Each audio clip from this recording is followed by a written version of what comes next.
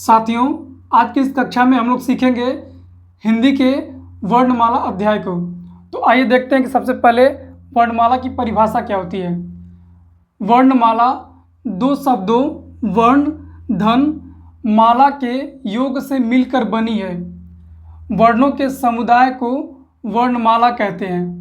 ठीक है, तो आप यहीं से इस वर्णमाला के शब्द से ही आप समझ पा रहे हैं कि यहाँ पे दो शब्द बने हैं, दो शब्दों से मिलकर बना है। एक तो वर्ण, एक तो ये वर्ण और दूसरा माला। ठीक है, और वर्णों के समुदाय को हम लोग वर्णमाला कहते हैं। अगर आपसे परीक्षा में पूछ दे कि बताइए भाषा की सबसे छोटी लिखित इकाई किसे कहते हैं, तो आपका उत्तर होगा वर्ण। ठीक है, वर्ण को भाषा की सबसे छोटी लिखित इकाई कहते हैं।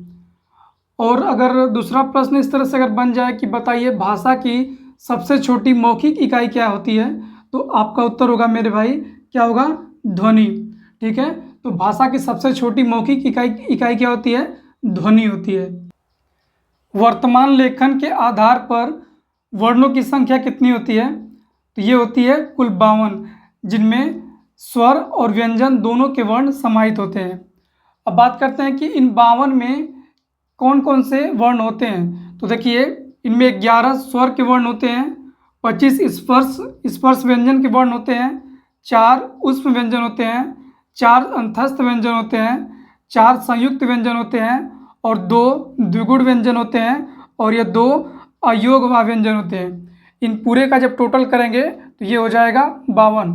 अगर आपसे परीक्षा में पूछ दे कि बताइए कि वर्तमान लेखन के आधार पर वर्णों की कुल संख्या कितनी है, तो आपका उत्तर होगा 52। यदि आपसे परीक्षा में अगर पूछ दे कि बताइए कि उच्चारण के आधार पर वर्ण की संख्या कितनी होती है, तो आपका उत्तर होगा कि 45। ठीक है, जिनमें 10 स्वर होंगे, 27 स्पर्श व्यंजन होंगे और 4 ऊष्म व्यंजन होंगे, 4 अंतस्थ व्यंजन होंगे। इन पूरे का जब टोटल करेंगे तो ये हो जाएगा 45। तो आप कहेंगे कि भैया अभी तो आपने बताया था कि स्पर्श व्यंजन 25 होते हैं, तो यहाँ पे 27 कैसे हो जाएंगे? तो देखिए 27 ऐसे होते हैं कि जो 25 तो स्पर्श व्यंजन होते हैं, उनमें 2 जो द्विगुण व्यंजन होते हैं उनको भी जोड़ दिया जाता है। तो इस तरह से ये 25 जो स्पर्श व्यंजन होते हैं उनकी संख्या हो जाती है 27। तो इस तरह से अगर पूछे कि उच्चारण के आधार पर वर्ण की संख्या कितनी होती है, तो आपका उत्तर होगा 45। देखिए, अब आपको कंफ्यूज नहीं होना है कि अगर पूछ दे कि बताइए कि वर्तमान लेखन के आधार पे वर्णों की संख्या कितनी होती है, तब तो आपको 52 लगाना है। ठीक है, 52 पे टिक करना रहेगा। लेकिन अगर वहाँ पे अगर ये शब्द अगर आपको दिख जाए उच्चारण के आधार पे, तब आपको 52 न लगा के आपको 45 पे टिक करना होगा। ठीक है मेरे भाई, तो वहाँ पे आपको कंफ्यूज नहीं होना है। ठीक है, तो अब आइए देखते हैं, हम लोग पढ़ते हैं स्वरों का वर्गीकरण। कि सबसे पहले देखते हैं कि स्वर की परिभाषा क्या होती है। जिन वर्णों का उच्चारण स्वतंत्र रूप से होता है उन्हें स्वर कहते हैं। देखिए, यदि अगर आपसे पूछ दे कि स्वरों की संख्या कितनी होती है, तो आपका उत्तर होगा 11। कौन कौन से 11? अ, आ, छोटी ई, बड़ी ई, छोटा ऊ, बड़ा ऊ, री, ए, ओ, ओ। तो ये कुल 11 हो जाते हैं स्वरों की संख्या। ठीक है, अब आइए अगला देखते हैं कि उच्चारण के आधार पर स्वरों की संख्या कितनी होती है। तो ये उच्चारण के आधार पर अगर पूछे तब आपका आंसर होगा 10। भैया 10 कौन कौन से होते हैं? तो इनमें से क्या नहीं होता है कि उच्चारण के आधार पे, जब उच्चारण के आधार पर हम लोग बात करते हैं स्वरों को, तो इनमें से कौन सा वर्ण नहीं होता है? तो अब देखिए यहाँ पे कौन सा वर्ण आपको इसमें से मिसिंग है। तो आप कहेंगे भैया री हमें नहीं दिखाई दे रहा है। जी हाँ, तो यहाँ पे अ, आ, छोटी ई, बड़ी ई, छोटा ऊ, बड़ा ऊ, ए, ओ और औ। ये सब ये जो बाकी के ये जो 10 हैं, ये उच्चारण के आधार पे तो होते हैं स्वर में, लेकिन री नहीं होता है। तो आप कहेंगे भैया कि री क्यों नहीं होता है, ये थोड़ा सा हमें बताइए। तो देखिए, री को आप बोलिए, री का उच्चारण करिए, तो री में आपको क्या दिखेगा कि र है। ठीक है, र का उच्चारण होता है और र के साथ छोटी ई की मात्रा लगती है, तो ये बोलता है क्या? री। ठीक है, तो इस तरह से अब ये जो र है, ये र स्वर तो नहीं है, ये तो एक व्यंजन है। तो इसलिए हिंदी के जो विद्वान लोग थे उन्होंने उच्चारण के आधार पर इस र को नहीं रखा है। अब आइए आगे देखते हैं हम लोग स्वरों के वर्गीकरण को। तो उत्पत्ति के आधार पर स्वर कितने प्रकार के होते हैं? तो ये 2 प्रकार के होते हैं। एक तो होता है मूल स्वर। आइए देखते हैं मूल स्वर क्या होता है। तो जो वर्ण एक खंड के योग से मिलकर बनते हैं उन्हें मूल स्वर कहते हैं। ठीक है, जो वर्ण एक खंड के योग से मिलकर बने उन्हें हम लोग मूल स्वर कहते हैं। अब इनकी संख्या क्या होती है? तो इनकी संख्या 4 होती है। कौन कौन से? अ, छोटी ई, छोटा ऊ और री। तो ये अ, ई, उ और री को मूल स्वर कहते हैं।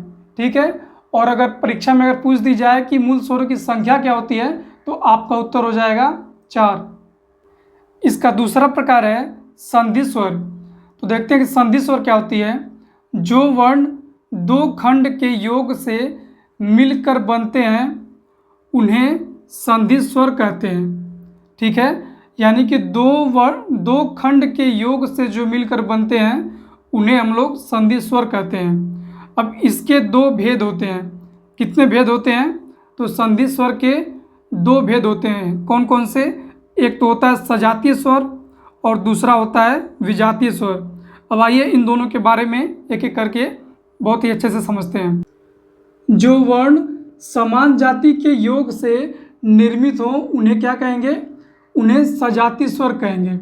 ठीक है, अब अगर आपसे पूछ दी जाए कि इनकी संख्या क्या होती है तो इनकी संख्या मेरे भाई 3 होती है। कौन कौन सी? आ, बड़ी ई और बड़ा ऊ। अब ये समान जाति के कहने का क्या मतलब है? देखिए, ये जो आ है ये अ और अ के योग से मिलकर बनेगा।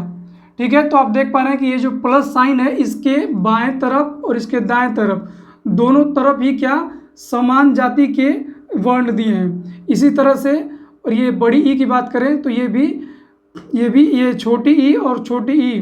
ठीक है, ये दोनों एक समान जाति के योग से ये बड़ी ई बना है और इसी तरह से ये बड़ा ऊ भी समान जाति के योग से बना है। तो यही हमारी परिभाषा कहती है कि जो वर्ण समान जाति के योग से निर्मित हों उन्हें सजातीय स्वर कहते हैं। इन्हें ही आ, बड़ी ई और इस बड़े ऊ को ही मूल दीर्घ स्वर के नाम से भी जानते हैं। विजातीय स्वर। अब आइए देखते हैं कि विजातीय स्वर क्या होता है। जो वर्ण विभिन्न जाति के योग से मिलकर बनते हैं उन्हें विजातीय स्वर कहते हैं। इस बात को ध्यान रखेंगे इस शब्द को कि क्या है? विभिन्न जाति। ठीक है, विभिन्न जाति के योग से मिलकर बनते हैं उन्हें विजातीय स्वर कहते हैं। तो यहाँ पे देखेंगे जो विजातीय स्वर हैं ये ए, ओ और औ, इन्हीं चारों को विजातीय स्वर कहते हैं। तो यहाँ पे ध्यान देंगे ये जो प्लस है इस प्लस के बाएं और दाएं ये दोनों तरफ हैं ये क्या है? विभिन्न जाति के हैं। ठीक है, ये अ अलग है और ये ई अलग है। तो यही कहने का मतलब है कि जो विभिन्न जाति के योग से बने उन्हें हम लोग क्या कहते हैं? तो विजातीय स्वर कहते हैं। इसी प्रकार से ये जो अ है ये अ और ए के योग से बनेगा और ये ओ अ और उ के योग से बनेगा और ये औ जो है ये अ और ओ के योग से बनेगा। ठीक है, और इन्हें ही हम लोग क्या कहते हैं? संयुक्त स्वर कहते हैं। अगर परीक्षा में विजातीय स्वर न देके संयुक्त स्वर पूछ ले तो आपको कंफ्यूज नहीं होना है। ठीक है, संयुक्त स्वर और विजातीय स्वर दोनों एक ही को कहते हैं। तो ए, ओ और औ को संयुक्त स्वर या फिर विजातीय स्वर कहते हैं। और अगर इनसे पूछ ली जाए कि इनकी संख्या क्या होती है, विजातीय स्वर की संख्या क्या होती है या संयुक्त स्वर की संख्या क्या होती है, तो आपका उत्तर हो जाएगा मेरे भाई कि 4। ठीक है, तो इनकी संख्या कितनी होती है? 4 होती है।